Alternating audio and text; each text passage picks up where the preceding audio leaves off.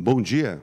Hoje aqui na TV Bom Dia estamos recebendo a presença do governador do Rio Grande do Sul, Eduardo Leite. Ele que chegou nesta quinta-feira aqui no Alto Uruguai para uma série de entregas que nós iremos falar ao longo desta entrevista.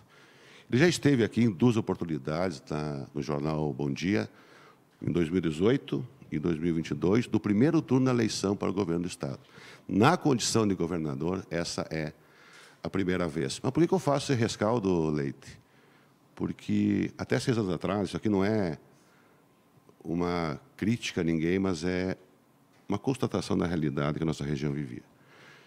Eu, como colunista político, sempre fui muito ferrenho de questionar a falta da presença do governo do Estado em Erechim e no Alto Uruguai. E nos últimos 6 anos a realidade mudou. Tanto é que a própria AMAL, que tinha uma atuação muito individualista pelos municípios, entendeu a importância de trabalhar unido e os resultados começaram a vir.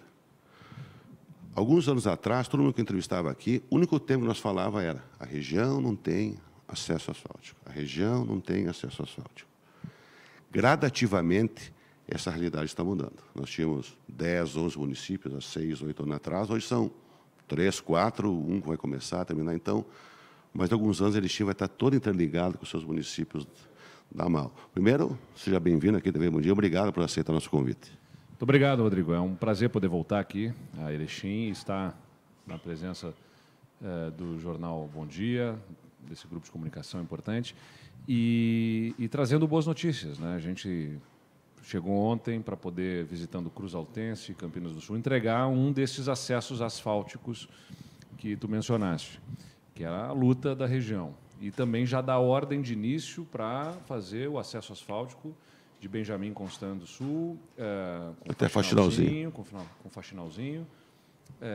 Fazermos também já o anúncio de que ainda nesse primeiro semestre a gente encaminha para a licitação, está concluindo a atualização de orçamentos, enfim, da obra para Entre Rios do Sul, e nós temos depois 4 Irmãos, é um outro município, que até o final do ano a gente quer colocar a licitação na rua. Então, é prioridade nossa e é fruto dessa mobilização, como falaste aqui, da região, no entendimento de trabalho unido, integrado, que, sem dúvida nenhuma, ajuda também o Estado a poder definir as suas prioridades. Ao longo desses últimos anos, a gente conseguiu virar o jogo daquele Estado que estava atrasando pagamentos em todas as frentes, salários, hospitais, fornecedores, prestadores de serviços, para um Estado que tem capacidade de investimento. Pagamos essas dívidas e abrimos espaço para investimentos. E estamos investindo naquilo que é prioridade para as regiões, como aqui é a ligação asfáltica. Se tu pegar e analisar o teu primeiro mandato, governador, e agora esses 2 anos segundo, nós tivemos algumas questões que também pressionou os governos, os municípios. Nós tivemos a pandemia, sim. Nós tivemos aí 2, 3 fortes estiagens, e ainda as chuvas do ano passado, olha. E esse dia eu ouvi uma entrevista do presidente nacional do teu partido, o Pirillo, onde ele dizia que a grande virtude do Leite é a resiliência. Quando alguns governadores deixam para os técnicos falar, ele está na linha de frente, a palavra do presidente, quando ele lançou a presidente da República, né? Estava na entrevista dele. Então, além de toda essa questão, tem as privatizações, as vendas, os recursos. Como é que ajusta o caixa numa estrutura inchada histórica? Eu acho que essa é a grande questão. Não é de ontem, de hoje. Tem que pegar lá atrás, cada um fez um pouquinho para a intimidade. Ninguém teve a coragem de encarar esses desafios. Não é simples. O Rio Grande do Sul, como você acha, tem um histórico, né, de desequilíbrio fiscal, decisões que foram tomadas no passado, num outro contexto, também não é uma crítica, assim, outro contexto, outra circunstância, outro momento político, em outras condições totalmente diferentes.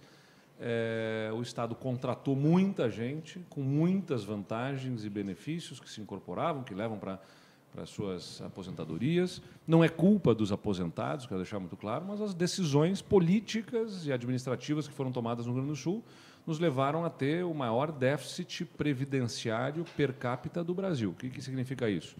Não tem dinheiro suficiente a partir das contribuições previdenciárias para pagar todas as aposentadorias. Isso é uma regra no Brasil. Nenhum sistema previdenciário de estados ou municípios é autossuficiente com as contribuições que recebe. Tá bem. Mas nenhum é tão deficitário quando você faz a proporção per capita do que é o do Rio Grande do Sul. Então, nós precisávamos fazer aqui uma reforma mais dura, que foi antipática, que foi contestada, enfim, criticada lá no início do primeiro governo, mas que eu tinha a perfeita convicção. Se nós não optarmos por fazer o enfrentamento desses temas, não vai haver recurso. Fizemos as reformas, conseguimos reduzir aquele déficit que estaria, nesse momento, em 15 bilhões de reais por ano. Hoje ele está em torno de 9 bilhões. Reduziu substancialmente, mas ainda são 9 bilhões de reais que, todo ano, o Estado tem que pegar do caixa para pagar aposentadorias, porque não tem fundo suficiente. Então, as privatizações que fizemos foram necessárias. A CE, por exemplo, né, que tem hoje as reclamações sobre a operação da empresa privada, que deve ser fiscalizada e acompanhada, mas é importante lembrar aqui, a CE pública, ela não pagava o ICMS para o Estado. Ela estava colapsando, ela estava quebrando. Então, ela cobrava do consumidor na conta, mas não repassava para o Estado, apropriava aquele ICMS porque ela não tinha recursos para pagar as suas contas. Então, ela estava tirando dinheiro da saúde, da educação, das obras de infraestrutura, da segurança pública, punindo o Estado como um todo nesse colapso que a empresa estava sofrendo. Então, a gente teve que tomar as decisões duras de encaminhar essas privatizações. Hoje, ela paga o ICMS, né? Então, isso significa R$1 bilhão por ano. R$1 bilhão por ano que entra no caixa sem precisar aumentar impostos. É o imposto que o cidadão já estava pagando, mas não estava vindo para o Estado, estava parando no meio do caminho. Passou a entrar no caixa do Estado.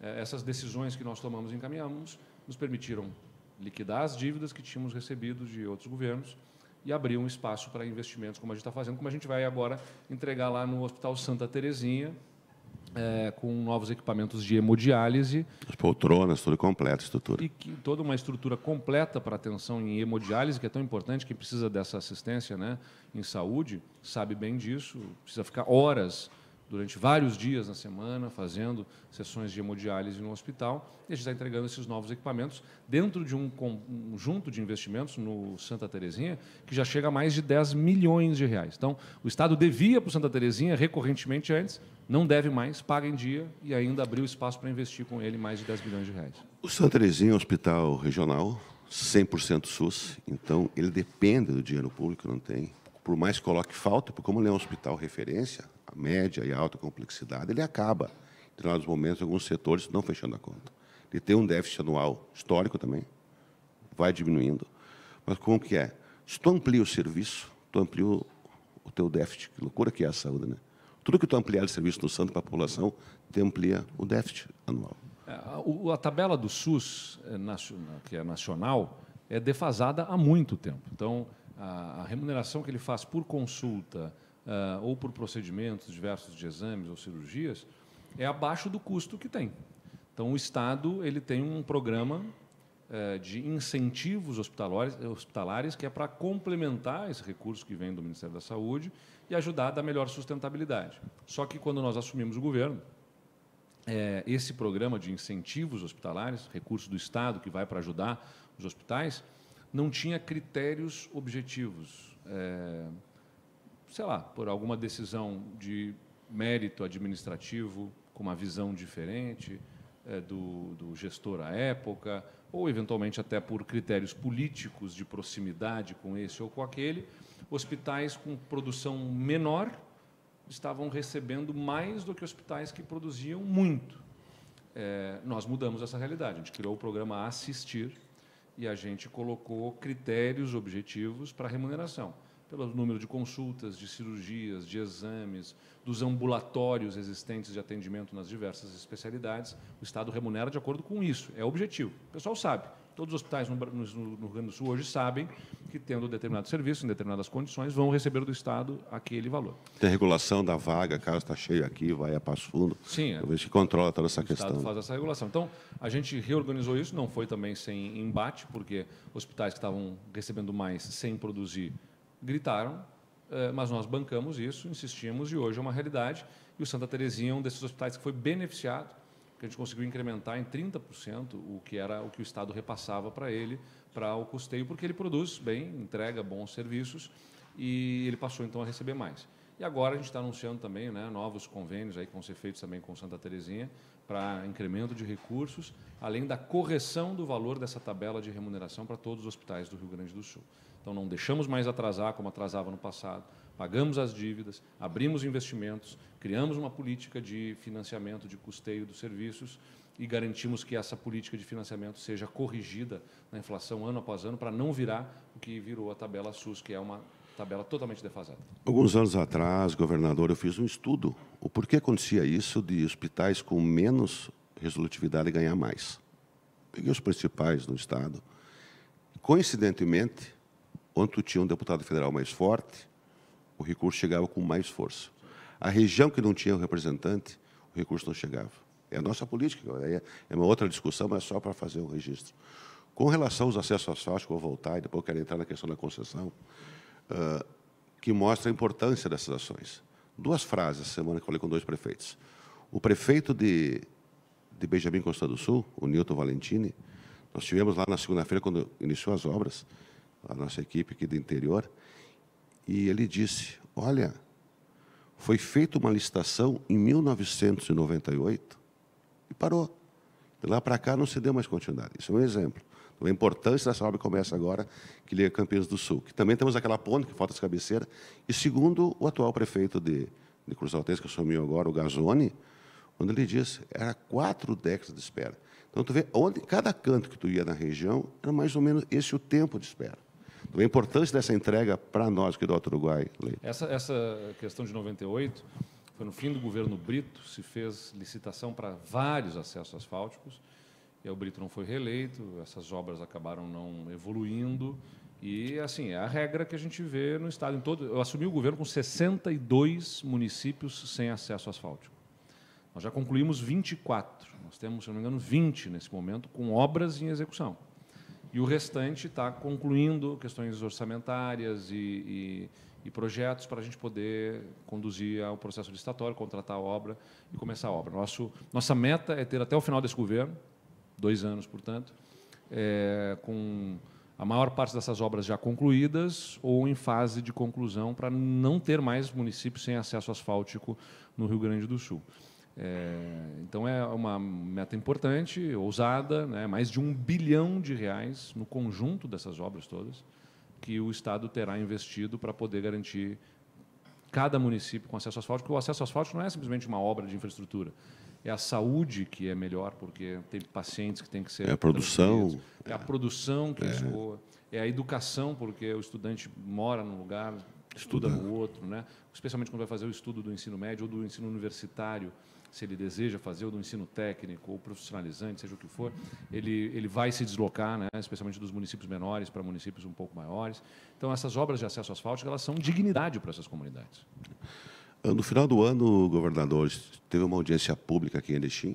Estava então o secretário de Concessões e Parcerias, o Capelupi. Aliás, a semana passada, lhe concedemos uma entrevista aqui para nós tentar explicar como vai funcionar essa concessão, principalmente na RS 135, que liga Erechim a Passo Fundo.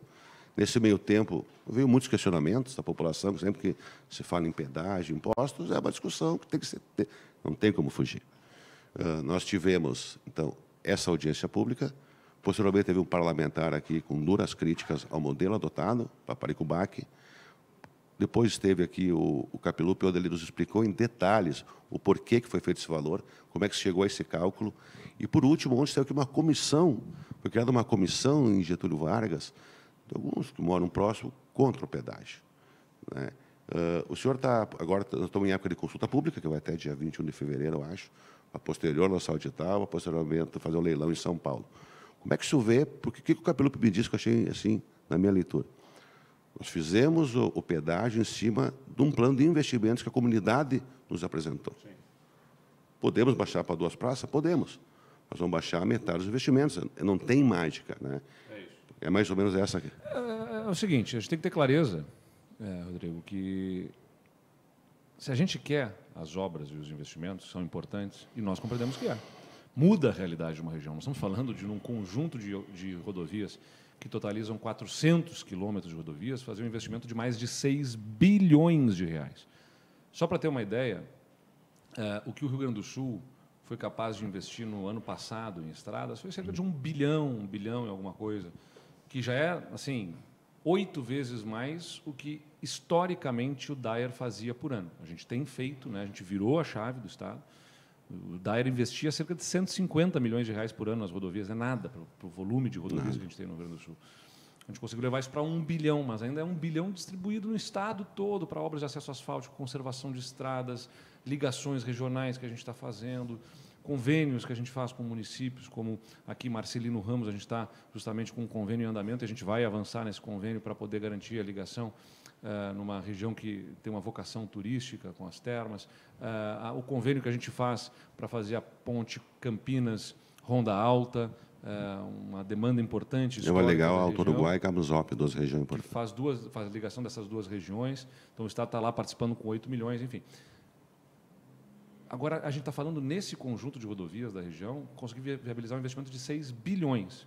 Bom, aí é conta matemática.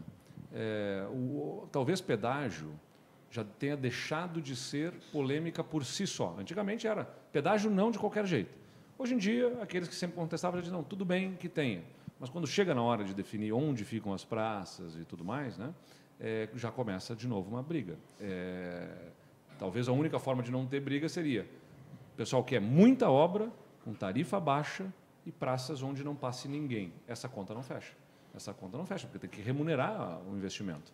Essa é a lógica da concessão, em que a gente chama um parceiro privado, o Estado participa e vai colocar 1 bilhão e 300 milhões de reais para poder ajudar a reduzir o valor de tarifa, mas a gente vai garantir duplicações, terceiras pistas, acostamento em vários lugares em que não há acostamento para dar segurança, a manutenção dessa rodovia, serviços de guincho, de ambulância, de atendimento médico. É outra realidade, a gente está falando de outra rodovia. É uma decisão que a gente se toma juntos. Eu, né, na minha visão, está muito claro. Muda a realidade da região. O preço de não ter a estrada, nas condições que está se propondo, é maior do que o preço do pedágio. E a gente ainda propõe uma ferramenta que é o Free Flow, que ao invés de ter uma praça de pedágio que vai cobrar um valor cheio por quem passa ali, se colocam vários pórticos em que se distribui esse valor para que a pessoa pague o quilômetro percorrido. Por trecho, né? Por trecho. Andei menos na rodovia, eu vou pagar menos. Andei mais, eu vou pagar mais. Essa é a lógica de justiça que se estabelece para poder garantir infraestrutura adequada com o menor custo para todos. Uma discussão que veio que o preço inicial era 0,32 centavos o quilômetro. Com o aporte do 1 bilhão e 300, acho que é nesse lote 2 aqui, bloco 2, que vai ter a serra, caiu para 0,23. As pessoas questionam, é possível ampliar essa contrapartida do Estado para baixar o pedágio? Isso eu ouvi muito, né? Essa é uma conta que tem que ser feita, Rodrigo, contemplando o seguinte, é possível? Sempre é possível, mas começa a consumir a capacidade de investir em outras obras. Você pode chegar ao seguinte, então eu vou colocar um aporte maior, mas eu vou ter menos dinheiro também no curto prazo para fazer as obras de acesso asfáltico dos outros municípios, para poder reduzir essa tarifa. Então, essa é a conta... E cobertor curto, né? Cobertor curto. Então, vou colocar mais dinheiro aqui, vai faltar em outro lugar, vai faltar em outras ações do Estado. Esse valor de 1 bilhão e 300, ele está associado às obras de resiliência, porque nós vamos ampliar pontes, aumentar pontes, fazer contenção de encostas onde é necessário para evitar interrupções da rodovia, em casos de chuvaradas, como a gente teve em diversos trechos por conta das enchentes recentes. Então, essa é a conta que a gente faz, né, para poder definir qual é o aporte que o Estado faz e o valor da tarifa. Só para encerrar, governador, você que tem horário... É importante mencionar o seguinte, né, o 0,23 é o valor que vai para a licitação. Claro. A gente tem firme expectativa de que, tendo a disputa, isso Posso reduz essa tarifa também para o usuário. Para encerrar, governador, o ano passado o senhor esteve aqui na Vila Trentim, numa reunião com o prefeito da Mal, estava lá também, onde foi assinado o contrato do novo presídio da Erechim. Uma outra demanda histórica aqui. Nós temos um presídio no centro do nosso município. Tem alguns problemas técnicos em função de área, que nem é problema do Estado. Eu tenho alguma informação que ele vai sair, foi assinado, vai sair, já tem empresa, tudo. Bom, eu tenho que acompanhar especificamente com a nossa Secretaria do Sistema Penal, mas o investimento que a gente faz no sistema prisional gaúcho é o maior da história e ele é estratégico para a segurança pública. Então, eu acho que é importante deixar claro isso. A gente vai buscar as condições todas para que essas obras todas saiam, aconteçam. A gente assinou novas agora, Passo Fundo, São Borja, anunciamos também uma nova unidade em Caxias do Sul, em Rio Grande. A gente faz esse investimento porque não adianta só colocar mais polícia na rua, como estou colocando, e os índices de segurança são os melhores na história recente do Estado. Quando a gente prende o criminoso, eu tenho que colocar ele numa estrutura em que ele realmente seja punido. E punição não é tratar mal, simplesmente. Punição é não deixar com que ele se relacione com o mundo exterior e dar esse caráter punitivo a partir de cercear liberdades dele, mas também garantir a oportunidade da ressocialização. Conseguir afastá-los de outras lideranças criminosas. Eu não posso fazer com que lá dentro ele seja cooptado por líderes de grupos criminosos outros, porque é importante saber que todos voltam ao convívio social. Não existe prisão perpétua no Brasil, não existe pena de morte, todos voltarão ao convívio social, mais cedo ou mais tarde. Então, eu preciso, como Estado, garantir estruturas que me permitam fazer com que ele volte melhor para a sociedade. Eu defendo, inclusive, penas mais rigorosas, de mais tempo para vários crimes no Brasil. Mas o que a gente tem da legislação hoje faz com que muitos voltem muito cedo. Então, eu preciso colocá-los em infraestrutura, em estruturas prisionais, em que eu realmente consiga ter mais chance de cumprir esse papel. Punir, mas também permitir a ressocialização. É do interesse da segurança pública, então a gente está buscando garantir que todas essas obras de sistema prisional aconteçam com o tempo adequado. Obrigado, governador, pela tua disponibilidade de estar aqui conosco hoje. Obrigado a vocês. E assim chegamos ao final da entrevista com o governador Eduardo Leite, ele que tem uma agenda extensa aqui no Alto Uruguai, aliás, ele e o Gabriel Souza e Anderson Ranulfo, eles vêm constantemente para a nossa região. Um bom dia a todos.